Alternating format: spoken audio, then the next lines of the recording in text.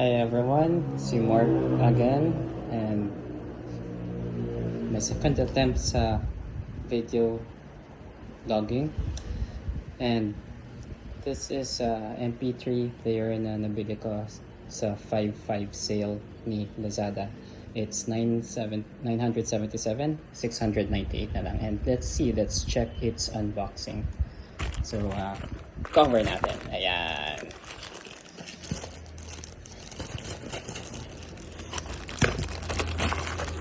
So, small parcel lang.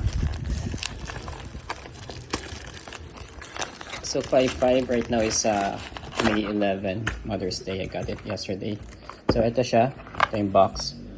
Parang skull electric guitar na ewan. Audio play.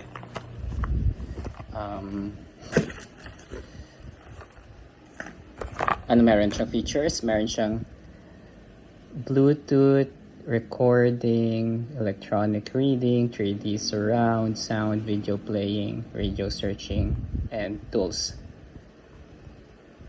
Ito yung gusto ko. Inserted card, expanded storage capacity. Yung battery, hindi naka-features pero hindi siya naka-feature dito pero let's see upon unboxing. Here we go.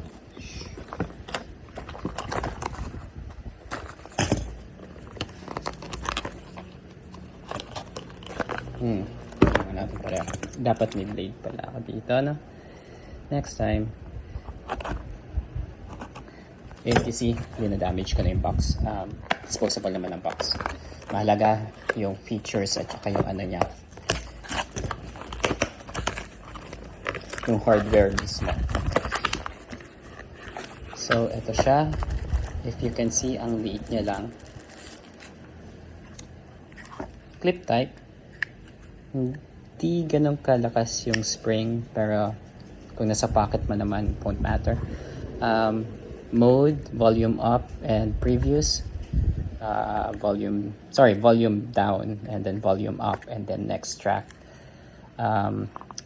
SD, 3mm and Type-C charging port.